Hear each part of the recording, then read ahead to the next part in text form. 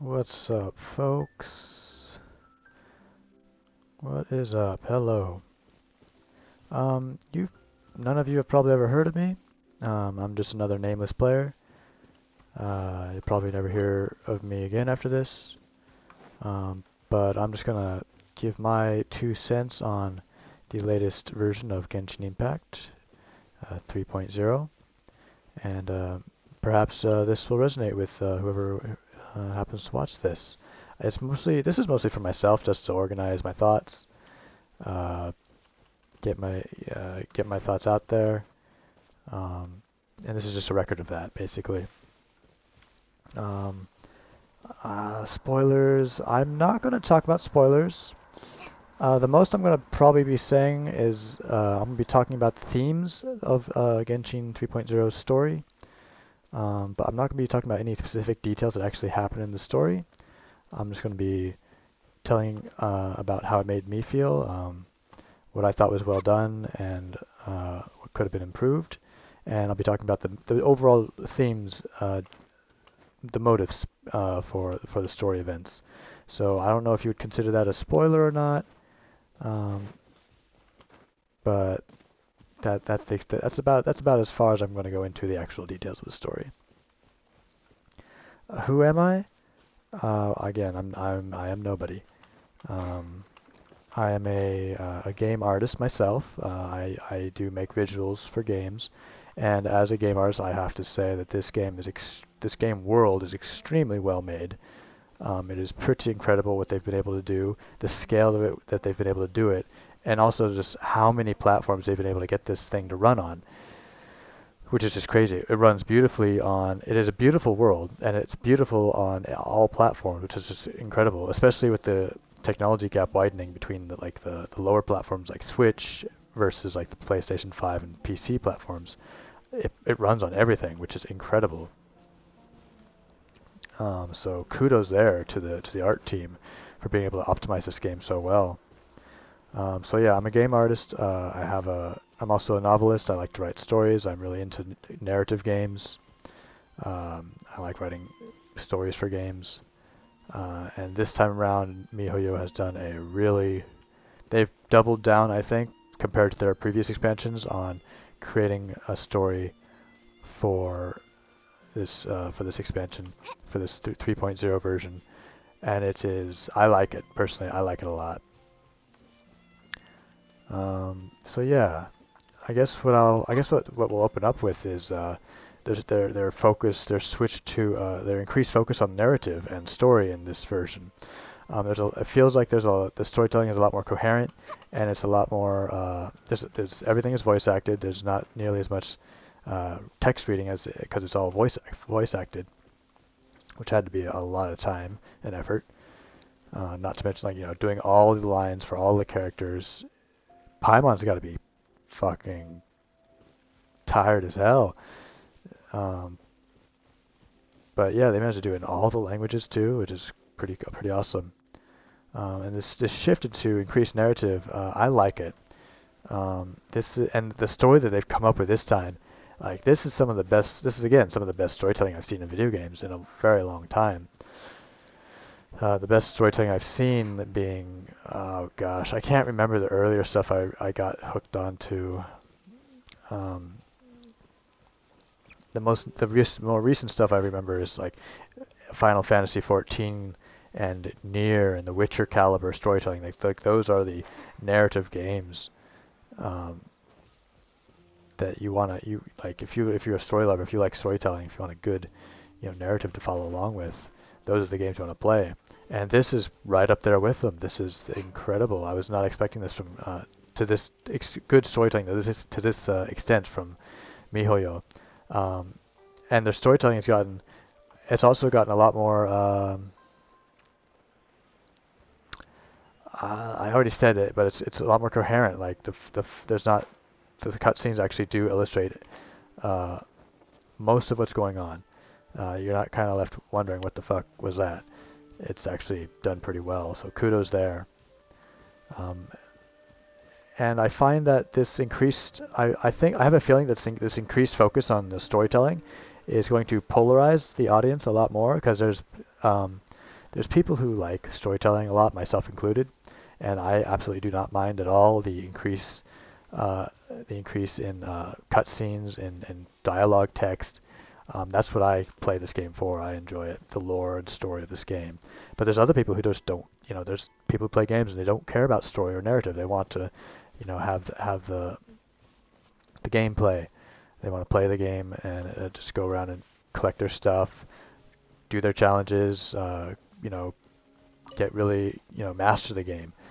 The story kind of takes back seat to that. And I feel like this shift towards narration, this shift towards the story, is going to really piss the people who don't care off a lot more. Like, it's going to frustrate them. People who don't care about story are going to be frustrated by this patch, I think. But then the people who actually like and enjoy the story are going to be even more enamored with the game now, myself included. Now that they've delivered so much extra story and lore content, like they've really built out the universe here, and they do it really well. They do it so it's really alluring. Like they're always keeping you on the edge of your seat, wondering what's happening next. It's really well done, and it's about stuff most of it anyway. The main story stuff is stuff that you actually care about, developments that you actually want to know. Typically, there's a lot of event stories that you don't really care about, but they kind of give little glimpses into the kind of the state of the world, the lore, even though they're not directly related, which is kind of a neat little way of storytelling, but it's not nearly as exciting as just getting it, flat out exposed. So. One of the things that happens over the course of this, I should mention I haven't actually finished the story yet. I'm thinking halfway through, 2/3 of the way through, to the main quest and a lot of the side quests. But one of the things that happened in the main story is that there's been a few new mechanics to me they're novel mechanics. I've never seen these before in games. Perhaps they're common in other genres of games that I've not normally played, but to me this was completely new, and I think they should expand on this, which is there's a point in the story where they give you a little kind of gameplay mechanic of organizing your thoughts, of taking everything you know about the story so far and piecing it together, kind of making kind of almost like a mind web and making associations between concepts, and they turned that into actual gameplay. And I thought that was really novel. I thought that had a lot of potential. The actual implementation that I played, like I was confused because I'd never seen this before, and two, I don't know if they implemented it all that well. Like the whole selecting a piece of lore or a piece of knowledge that you know, and having to pose that as the answer or make a association with another concept to produce a new conclusion.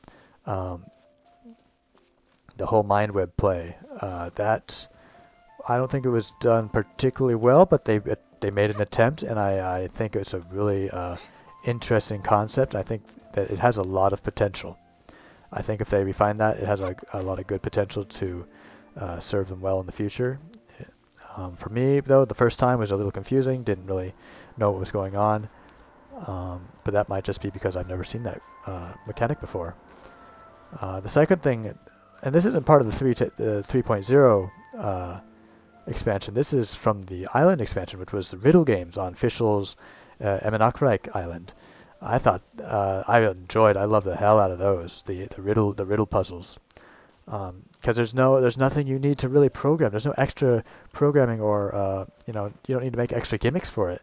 You just, as long as you have the functionality to present your player with text and to make to select options, it works. And I really enjoy the riddle games from the Officials Island event. I think that also has a lot of potential to serve MiHoYo well in the future, and in the main story of their game, not just event stories. It could probably be implemented, like it could use some refinement, it could, be made better, but even as it was implemented, I was thoroughly engaged. Um, it does require some patience. If you're in a hurry and you don't care about the story, it's going to frustrate you. Yeah. Um, People who don't like or particularly care about the story might be a little frustrated by those mechanics, the mind web and the riddle puzzles. But personally, I really enjoyed those, and I think MiHoYo should expand upon those and refine them, make them better. Um, what else? Oh, so the story thus far, it's really gripping, and this is where I get into the main themes. The main themes, the motifs that they're playing with behind the main story, are notions of dreams and reality, life and death. Really deep concepts that I myself have written about quite often as well, and it really resonates with me, and I find myself really entertained um, with the story as it is and what it's doing. It's really emotionally stimulating. They've got a lot of good moments. It's more so than like their previous expansions. Like it's more of an emotional trip, and you can see that in the characters and especially the voice lines. Kudos to the voice actors; they're doing a great job. I hope they can keep it up. It's got to be a shit ton of work. But yeah, I'm much more engaged with this Sumeru story because it's just so much. There's so much more development. There's so much more happening, and it's a lot more emotionally engaging as well. It's so stimulating. There's actual drama, and the caliber of that, the real, like the visceralness is actually there. You get some pretty some themes that make you think and make you wonder, and they also hit home a lot harder. It's not like the game is really tuned, it's anime style. You would expect the common notion I would think would be that this is a game for kids, kind of on Minecraft level, but like the notions, it's very much like it hit me like Final Fantasy 14. Like you would think that it's not really a serious game. It's kind of very fantasy fun, but there's actually there's some darkness here to explore, which I really enjoy. This is what I find that I find a lot of pleasure in discovering some darkness among beauty and among cute things. Call me weird, I suppose. So also the world exploration is a lot easier. I think it's a lot more enjoyable than Inazuma, especially with these these vines that you traverse longer distances. They really help out. I prefer personally wide open areas, and I think I'm going to get that in the desert when it is released. I don't think this version releases with the desert. I have not completed the story, so I don't know, but we are probably going to go to the desert, and it's probably going to be wide open, and that's what I prefer. I don't like having so much cliff face in my face. This is the problem I faced with Inazuma, was everything was a cliff face, and so all I was doing was climbing. I was just climbing cliff faces like the entire time, and I'm just kind of tired of that. Sumeru is still a lot of cliff faces, a lot of mountainsides, but they have these things, these easy traversal. I prefer to call them vines, like George of the Jungle, swinging vines through the jungle. So they have those jungle vines there, and usually have them in the right spot so that you don't if you look, a little to your left or a little to your right, you'll see a path of those things leading up the side of the cliff, so you don't have to actually climb the whole goddamn thing, which I think is an improvement. And I'm like the zone is pretty big. It's like as it is on release, it's almost the size of Mondstadt, if not. Yeah. Plus there's a lot more underground zones than Mondstadt, so it might be a little bit bigger. And then there's this desert over here that's probably going to get released 3.1, I'm hoping. So I'm really looking forward to seeing this. It's actually a sizable piece of content. Bigger than way bigger than Inazuma was upon its release, I think. Inazuma I thought Inazuma was like really short. All of the quests, the main quest included, it was all really short, and they've remedied that, I think. In this one, I am quite pleased with the sheer amount of content they've put into the game. there's a lot more story content, a lot more volume to be had in all of this stuff. Like there's a considerable number of stories, side quests and main story to get through, and I like it. World exploration is nice. Combat, the new Dendro element, I'm still confused about how it works. I haven't gone out of my way to study it intensely, but it's something new. It requires there's a learning curve on how to efficiently use it, for sure. Um, I'm still trying to figure out which elements works best with it. But yeah, it seems to me like everything has gotten powered up. Like the enemies are a lot more aggressive now, and your characters are also a lot more powerful. I feel like your team can put out a lot more power with that Dendro element in there now. But the opponents that you fight are also they do more damage. I feel like, and they are a lot more aggressive. So um, I think that is one way to balance it, and it seems pretty balanced for a player who still has not that many max level characters, like really developed characters. It'll be a great combat challenge, I think. My team is everybody's like pretty powerful. I'm currently developing Kale at the moment, still looking for mushrooms and the materials to ascend her, but I'm enjoying her. And as I really like her character. I saw her in the manga, so I already have a connection there, and she has a lot of story behind her with her past, and it's really really cool to see that. So, as I said, I'm trying to develop her, and for that I need all the materials, and so with Sumeru 3.0 comes a new grind. So grinding for all the materials, all the stuff you're going to need for all the future characters in the expansion. That's kind of the nature of this game, I suppose. I wish there was a better way. I'm not a fan of grinding at all, really. I wish there was a better way to get these materials. I appreciate MiHoYo forcing a player to actually take some time and develop their character rather than just going all in one go. If you're not prepared already, like trying to develop a character is kind of difficult, but it takes a little while. It's really grindy, but I don't know. Grinding it's so time consuming, and not everybody has the time to really put into the game. I wish there was a better way. I don't know what that way is though. So for now, I guess this is fine. But yep, 3.0 grind has come. And then I have a few things to say about this in terms of getting new players into the story, as well as going back to places that you might have forgotten about. For me, I've been playing Genshin Impact since almost its release. I didn't start Genshin until a couple weeks or so after it released, maybe a month. But I've been playing very diligently ever since then.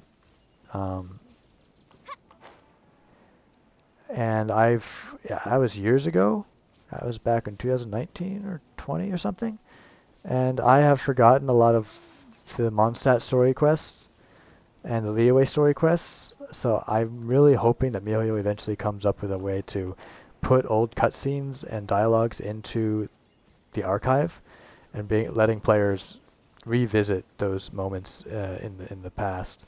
Because I'm kind of forgetting my past adventures, and I really want to brush up on them and watch them. I want to watch them in game. I don't want to go back to the YouTube channel and find it might not be even the real official channel. It'll be someone else's channel, and they'll have the cutscenes from the time I want to see. I just think there should be a way in game for people to enjoy what they've done already. If there already is, let me know. I have not found a way to enjoy old cutscenes.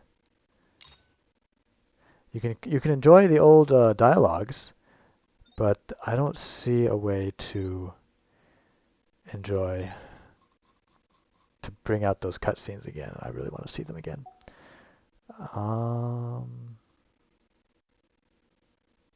Traveler. I don't even remember this one. Oh, but it's all a lot of it's here. Okay. And I have all your completed character quests too. Okay. So yeah, this is another point that I wanted to bring up was that there's a lot of lore that is only available in limited time events, and I'm wondering, I don't have a second account, so I don't know how this works, but how do new players get that content?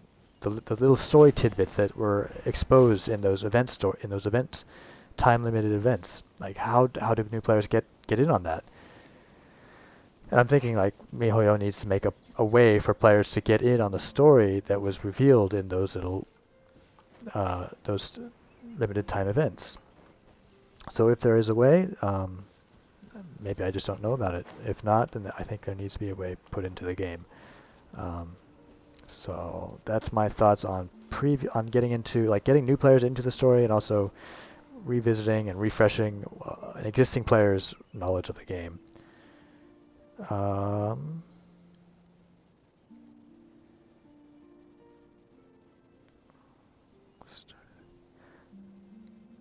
Yes.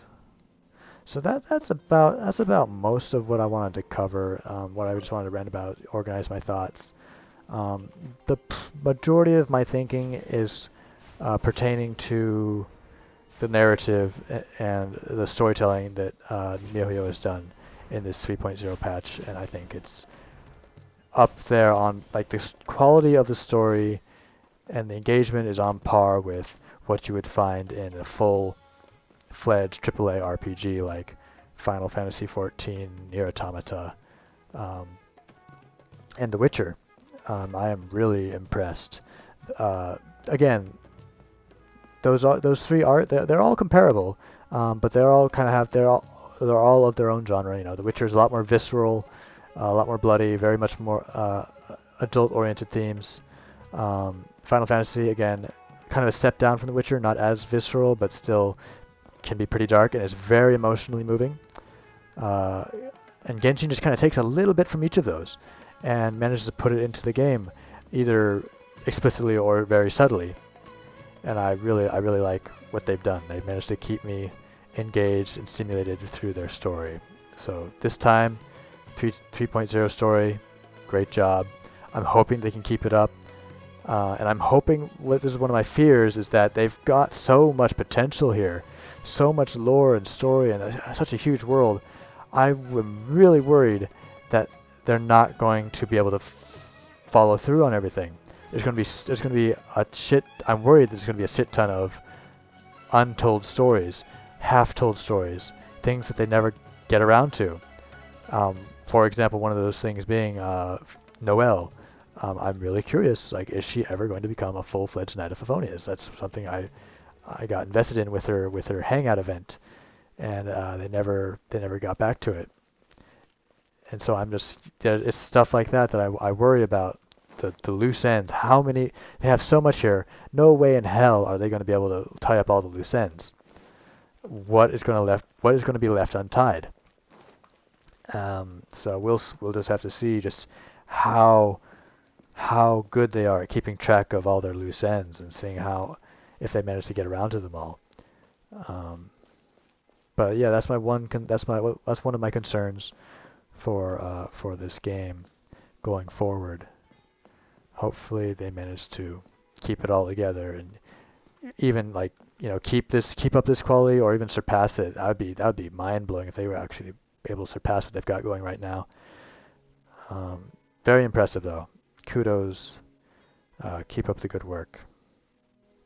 That's really all the feedback I have at the moment to share with you all. Let me know, leave a comment or something if something resonated with you, if you agree with something, disagree with something. I should be able to see it, and I'll engage with anybody who wants to talk about it. This is some of the best storytelling in games I've seen in quite a few years, and I'm really excited to talk about it. I'm so excited that I want to talk about it and actually make a video like this. So, yeah. Thanks for watching. Have a great day.